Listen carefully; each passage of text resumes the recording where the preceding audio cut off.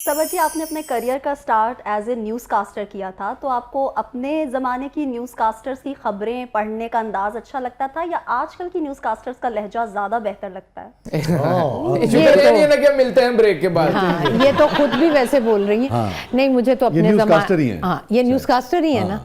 मुझे तो अपने ज़माने की जो न्यूज़ कास्टर्स थी ना वो पसंद थी। आजकल तो समझ नहीं आता कि वो एक्टिंग कर रही हैं कि खबरें पढ़ रही हैं। हमारे ज़माने में था कोई गम की खबर होती थी तब भी हम नॉर्मल होते चूंकि आप अदाकारा भी हैं, अगर मैं आपसे ये रिक्वेस्ट करूं कि आजकल खुशी की खबर कैसे पढ़ी जाती है? आजकल तो बस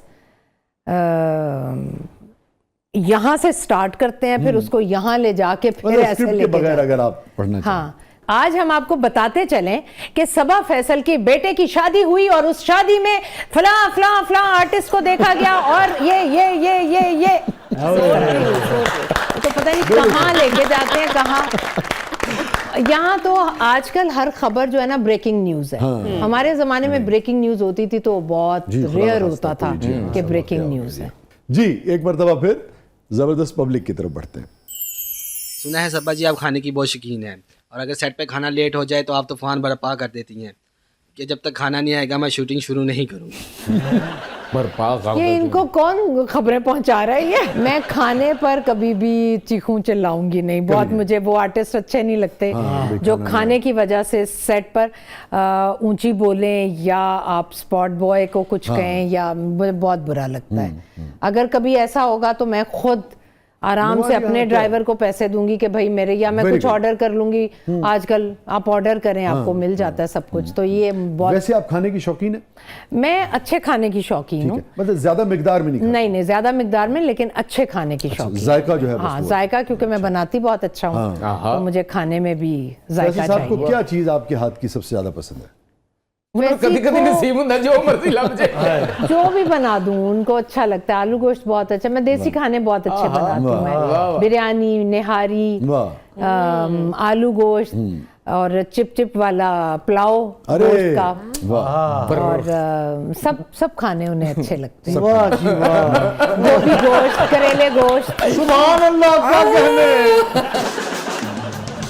हो जाए खाना से कराची आना पड़ेगा। नहीं, घर मेरा इधर है, मैं अपने घर आई हुई हूँ। आप आए, आपको खिलाऊंगी मैं। शायद प्रोग्राम बना लो। हाँ बिल्कुल। रोज रोज नहीं आते, करेले गोश्त, गोभी गोश्त नहीं, दस्ती गोश्त है ना। वाह, दस्ती बेटा घर से बाहर निकाल देंगे आपको, निकल जाएगा। कोई रिग्रेट, कोई अफसोस जिंदगी में सबा? शायद बच्चों को मैंने बहुत कम टाइम दिया।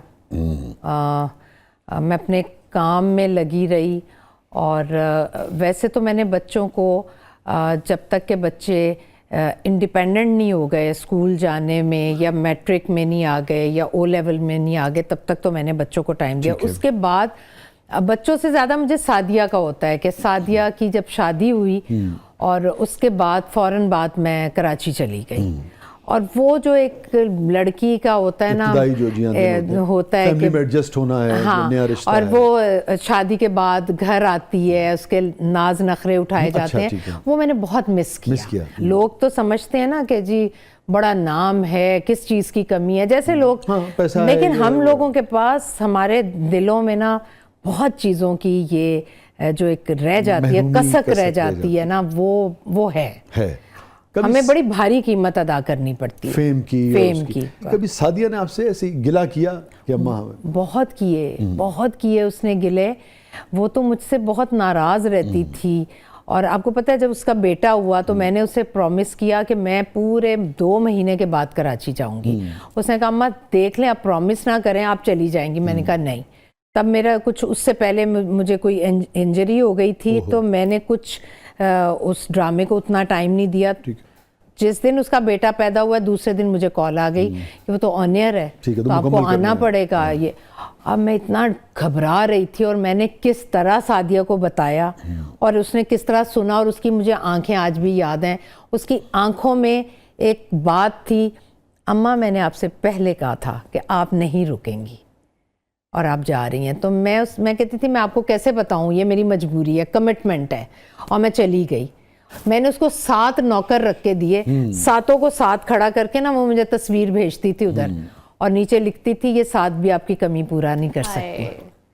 तो मैं ना बस रोती थी, और लेकिन मैं उसे कुछ कह भी नहीं पाती थी। कोई ऐसी बात, कोई ऐसी चीज़ माजी में जो आप शेयर करना चाहें जिस पर ज़मीर मलामत करता हो कि यार ये सबा नहीं होना चाहिए था, ज़िंदगी में हो गया? हाँ, बस यही जो सोशल मीडिया पर आजकल जो शोर है ना, लेकिन मैं ये हमेशा कहती हूँ कि मुझे कुछ नहीं बोलना चाहिए था। तो ये मैं वो आपको लगता समझती है हूँ कि गलती ये मुझसे गलती हुई है। कोई ख्वाब सबा, इतना कुछ आपने ज़िंदगी में अचीव किया, और पैसा भी है, शोहरत भी है, नेकनामी भी है, और सोशल मीडिया की शोहरत भी वो तो सब है, कुछ ही अचीव कर लिया अल्हम्दुलिल्लाह। आपने। तो ना कोई ऐसा ख्वाब जो आपको लगता है कि यार अब उसकी उम्र गुजर गई, अब नहीं पूरा हो सकता?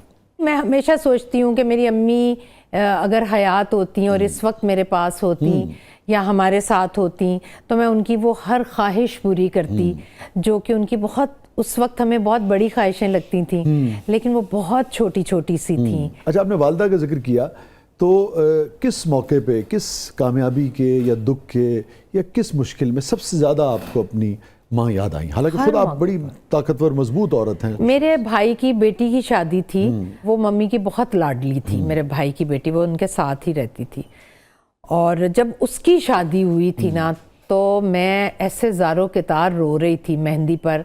मुझे लगता था मेरी अम्मी होती, ये सबसे पहले सोफ़े पर वो बैठी होती और सबसे ज़्यादा वो लाड उठा रही होती हैं अक्सा के। तो उस वक्त मम्मी बहुत याद आई, लेकिन मम्मी कभी भूली नहीं, मम्मी हमेशा याद आती हैं। मुड़ के देखें तो सबसे पुरमुसरत लम्हा सबा फैसल की ज़िंदगी में क्या है? सलमान की शादी हुई, मेरे बेटे साहबजादे, की, ठीक है। बड़े बेटे की शादी हुई, तो ज़िंदगी का बहुत। ये पहली शादी थी आपके घर में? जी जी, नहीं, दूसरी शादी की पहले करते। बेटी की शादी होती है तो एक वो एक उदासी होती है कि वो चली जाएगी घर छोड़कर। जब बेटे की शादी हुई तो मुझे लगा कि ये तो अब एक रुतबा ही और हो गया। और आपकी ज़िंदगी का सबसे जज्बाती मोमेंट जो उदास कर देता हो, अभी भी तन्हाई में सबसे गमगीन कर देता हो? मम्मी, उनका जाना। Always mummy. और मैं पता है सबके सामने कभी रो भी नहीं सकती हूँ।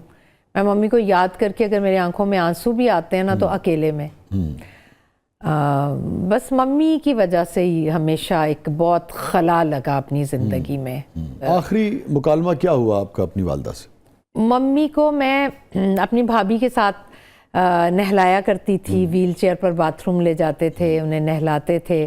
फिर जब मैं निकाल के लाती थी, मम्मी को खुशबुएं, परफ्यूम्स बहुत पसंद थे, तो ला के जब उनको तैयार करती थी, सामने शीशा था तो उन्हें मैंने तैयार किया, भाभी ने और मैंने परफ्यूम और सब लगाया, और मम्मी रिस्पॉन्ड नहीं करती थी कभी। तो मैंने ऐसे शीशे की तरफ देख के कहा, मैं कहा अम्मा देखें आपसे इतनी प्यारी खुशबू आ रही है, आप देखें कितना आपका चेहरा। मम्मी बहुत एक हसीन औरत थी, मम्मी बहुत खूबसूरत थी, और बीमारी में भी उनकी खूबसूरती ख़त्म नहीं हुई थी। तो मैंने कहा देखें कितना आपका चेहरा चमक रहा है, आपको खुशबू आ रही है ना। तो कुछ नहीं बोल सके, और मुझे ऐसा लगा कि उन्होंने मेरी बात सुनी और समझी, और उन्होंने किया। अच्छा, वाह। ऐसे किया उन्होंने, तो मैं तो निहाल ही हो गई खुशी से कि मम्मी ने मेरी बात सुनी है, उन्होंने जवाब दिया है। तो वो भी बड़ा नक्श हो गया मैं आपके ज़हन में सोचती वो हूँ। हाँ, जैसे। उनकी बीमारी की बहुत सारी बातें हैं जो नक्श हो गई हुई हैं। बहुत प्यारी हस्ती होती है जी माँ जैसा तो कोई भी नहीं है। कोई ऐसी बात सबा जो आप अपनी वालदा से, वालिद से या किसी और रिश्ते से, बाज़ औक़ात लोग राब्ते में नहीं रहते, दुनिया से चले जाते हैं, होता है कि यार अगर होते या आज होती तो मैं ये बात कहना चाहती थी उनसे या कहती? मेरे ख्याल में मम्मी से कभी मैंने कोई दिल की बात छुपाई नहीं थी। और किसी से फैसल को हमेशा लगता है कि वो ज़्यादा मोहब्बत करते हैं और मैं कामों में बिज़ी हो गई हूँ, तो मैं उतनी तवज्जो नहीं देती। नहीं फैसी, मैं आज भी आपसे बहुत मोहब्बत करती हूँ, इसलिए कि आपके दम से मेरे बच्चे हैं, मेरा घर है, मेरी फैमिली है, तो आपसे तो मैं आज भी बड़ी मोहब्बत करती हूँ। और इस उम्र में ना मोहब्बत से ज़्यादा केयर की ज़रूरत होती है, तो मैं आपकी केयर ज़्यादा करती हूँ। वाह। तो और अब तो अल्ल ऐलान कह दिया आज। अब तो अल्लाह ने कह दिया, तो वो बड़े खुश हो जाएंगे, क्योंकि उनसे मैं हमेशा एक बात करती हूँ, वो हमेशा लफ्ज़ बोलते हैं आई लव यू, तो मैं कहती हूँ मुझे ना लफ्ज़ों की बजाय मुझे लगता है कि प्रैक्टिकल करके बताना चाहिए, तो मैं आपके लिए हमेशा प्रैक्टिकल करती हूँ। लफ्ज़ों पे बिलीव नहीं है मेरा।